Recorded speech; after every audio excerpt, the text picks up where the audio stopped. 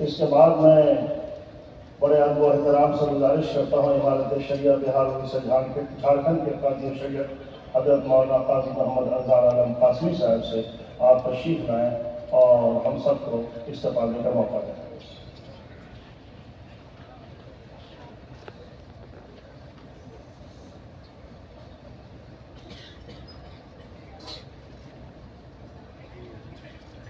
بسم اللہ الرحمن الرحیم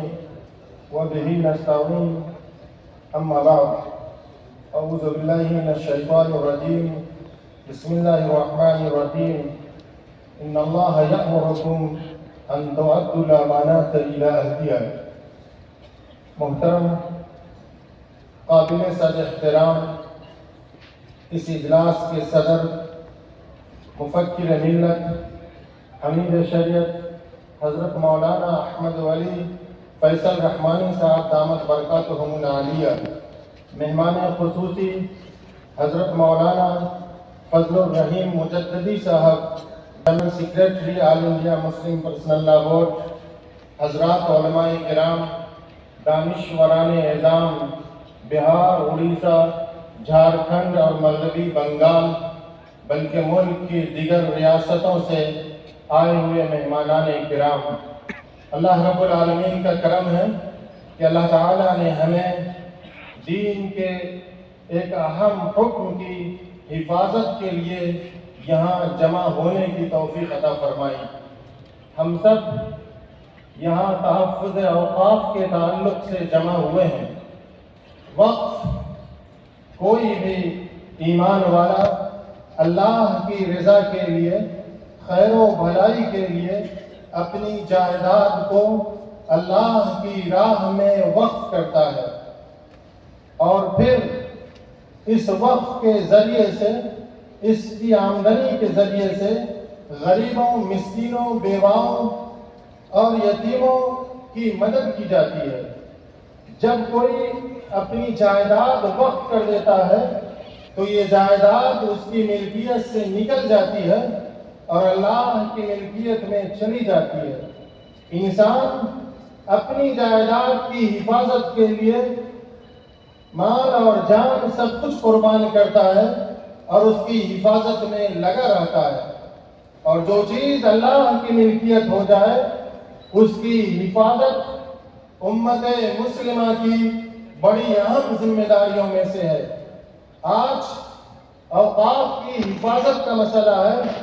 ہمیں غور کرنا چاہیے کہ اسلام میں وقت کی حفاظت کا باضابطہ الگ سے نظام قائم ہے۔ جب کوئی وقف کرتا ہے تو واقف کے اختیار میں بھی نہیں ہے کہ وہ وقت کی آمدنی کو اپنے وقت جو ان کے منشا ہے اس کے خلاف استعمال کرے۔ واقف خود یا متولی اس کا صرف نگراں ہوتا ہے، اس کا صرف امین ہوتا ہے، منتظم ہوتا ہے، اس کو قطعی گنجائش نہیں، اختیار نہیں ہے کہ وہ وقت کی جائیداد میں کسی طرح کا بھی کوئی خرد برد کرے۔ تو بتائیے، جب اسلام کا یہ واضح حکم ہے کہ کسی طرح کا کوئی خرد برد وقت کی جائیداد میں خود واقف نہیں کر سکتا ہے، متولی نہیں کر سکتا ہے، تو حکومت یا حکومت کی طرف سے قائم کردہ وقف کونسل یا وقف بورڈ کی ذیلی کمیٹیوں کو یہ کیسے اختیار مل سکتا ہے کہ وہ وقف کی جائیداد کو جیسے چاہے، جہاں چاہے خرچ کرے، صرف کرے؟ یہ ممکن نہیں ہے۔ اللہ کے رسول صلی اللہ علیہ وسلم نے واضح طور پر فرمایا، لا ایمان لمن لا امانت لہ، کہ اس شخص کا ایمان معتبر نہیں جس کے اندر امانت کا پاس و لحاظ نہیں ہے۔ یاد رکھیے، ہم سب کی ذمہ داری ہے کہ اوقاف کمیٹی میں ایسے لوگ ہوں جو ایماندار ہوں، دیانتدار ہوں، جو اوقاف کے احکام، اوقاف کے انتظام و انصراف کی صلاحیت رکھتے ہو۔ ایسے افراد کو وقت کا منتظم بنائے۔ اگر ایسے افراد وقت کمیٹی میں ہوں گے تو یقیناً وقت کمیٹی وقت کی جائیداد خرد برد سے پاک صاف ہوگی۔ اوقاف پر حملہ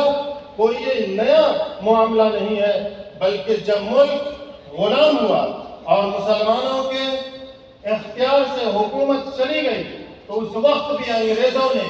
حکومت کی املاک کے ساتھ ساتھ اوقاف کی جائیدادوں کو بھی قبضہ کیا، اس کو بھی اپنانے کی کوشش کی۔ اس وقت بھی ہمارے علماء کرام دانشوران نظام نے احتجاج کیا، اس کے لیے قانونی لڑائی لڑی، اور پھر 1863 میں انگریز حکومت نے اوقاف کی تولیت کو تسلیم کیا۔ پھر یہ ملک جب آزاد ہوا، اور آزاد یوں ہی نہیں ہوا بلکہ اس میں ہم ایمان والوں کی بھی قربانیاں شامل ہے، ہمارے اکابر کی قربانیاں شامل ہے، ہمارے بڑے بڑے لوگ اس میں شہید کیے گئے۔ پھر یہ ملک آزاد ہوا۔ جب ملک آزاد ہوا تو آزادی کے بعد پھر اوقاف کی حفاظت کا مسئلہ سامنے آیا، اور ہمارے اکابر نے پھر اس وقت ایک نئی لڑائی لڑی اور اوقاف کو حاصل کیا، اور پھر 1954 میں یہ ایک بنا۔ پھر اس میں کچھ اصلاحات کی گئی، اس میں کچھ ترمیمات کی گئی، اور 1995 میں ایک مسلم وقت ایک بنا ترمیم کے ساتھ۔ پھر جو اس میں خامیاں تھی، کمیاں تھی، ہمارے بڑوں نے، جیسا کہ ابھی آپ کو مفتی سوراب صاحب نے بتایا کہ خاص طور سے مفکر اسلام حضرت مولانا محمد ولی رحمانی صاحب رحمۃ اللہ علیہ، امیر شریعت صاحب بہار اڑیسہ جھارکھنڈ نے بڑی محنت کی، اور پھر 2013 میں ایک وقت پھر میں جو ترمیمات ہوئی ہیں وہ ترمیمات